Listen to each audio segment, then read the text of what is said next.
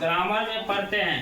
किस में पढ़ रहे हैं? ग्रामर में। ग्रामर में है object of the verb. Object of the verb. अब देखिए कहता है कर्ता के अतिरिक्त क्रिया का फल जिस शब्द पर या शब्द समूह पर पड़ता है उसे हम क्या कहते हैं? उस क्रिया का ऑब्जेक्ट कहते हैं ना। यस कोई शब्द ऐसा होता है उसके ऊपर पड़ता है ना, तो उसको हम कहेंगे ऑब्जेक्ट। क्या कहेंगे? ऑब्जेक्ट। अब जैसे मान लीजिए Ram it's rice. Ram it's rice. यहाँ पर देखिए राम हो गया कर्ता है। काम कौन कर रहा है? खाने का काम कर रहा है ना। यस। कौन सी खाने का काम कर रहा है? चावल का है ना। तो इस तरह के जो होता है तो उसको हम कहते हैं क्या?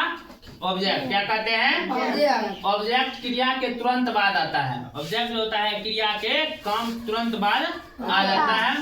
और यह कोई noun, pronoun, noun phrase, noun clause होता है।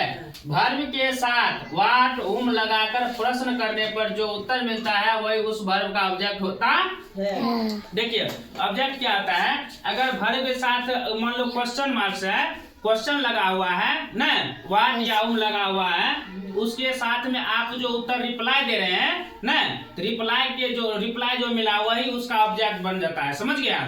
हाँ। अगर नहीं मिला उसका कोई ऑब्जेक्ट नहीं हुआ। समझिए जैसे आपको यहाँ देखिए राम इट्स राइस। क्या हुआ? Ram it's rice. राम चावल खा रहा है। जैसे हम कहें राम चावल खा रहा है तो मतलब क्या खा रहा है ना, इस तरह से क्वेश्चन करता है कभी कभी क्या खा रहा है, तो हम बोलेंगे चावल। क्या बोलेंगे? चावल यानी राइस। इट्स व्हाट ना। अब जैसे बोल दिया आपको, आप जैसे बोल दिए कि राम इट्स राइस। क्या बोल दिए? Ram it's rice.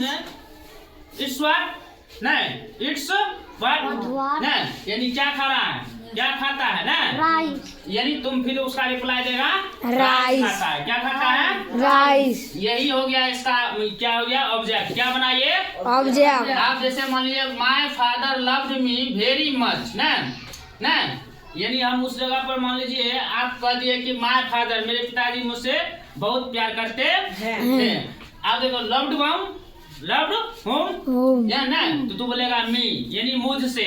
मतलब हम कहेंगे किससे प्यार करता है ना, तो तू बोलेगा कि मुझसे प्यार करता है। मी मतलब मुझे ना, मुझे प्यार करते हैं। अब देखो he is playing in the field. अब हम यहाँ पर तुम बोल रहा है कि he is playing in the field, हम लोग मैदान में खेल रहे हैं ना। आप देखो यहाँ पर प्लेइंग व्हाट मतलब प्लेइंग व्हाट, इसका कोई जवाब तुम लोग नहीं दिया तो इसका कोई ऑब्जेक्ट नहीं बना। इस तरह के वाक्य का ऑब्जेक्ट बनता है। समझ गए? अब कहता है एक वर्ब के दो ऑब्जेक्ट हो सकते हैं। जैसे मान लीजिए गिव मी मनी, ही गिव मी मनी, वह मुझे पैसे रुपये क्या किए? दिए ना। अब हम बोले क्या? Give what money. Give what मतलब क्या दिया? तो बोलेगा मनी ना। अब उसके बाद गिव होम, अगर इस जगह गिव होम बोल दिए मतलब किसको दिया? तो यहाँ पर दूधू को देखो भर बन गया ना, दूधू को ऑब्जेक्ट बन गया ना, बन गया। अगर गिव व्हाट लगा दिए तो क्या दिया ना, क्या दिया? तो मनी दिया ना। गिव होम लगा दिए किसको दिया? यानी कि मी, मुझे दिया। किसको दिया? मुझे दिया ना।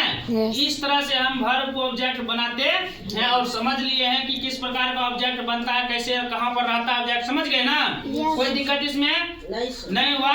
तो ठीक है, हम फिर उसके बाद अगले क्लास में आपको मतलब ले चलेंगे ट्रांजिटिव वर्ब और इंट्रांजिटिव वर्ब। समझ गए ना? अगले क्लास में आपको क्या पढ़ना है? ट्रांजिटिव वर्ब और इंट्रांजिटिव वर्ब। इससे पहले हम लोग पढ़ लिए मेन वर्ब और हेल्पिंग वर्ब ना। अभी हम पढ़े ऑब्जेक्ट ऑफ द वर्ब ना।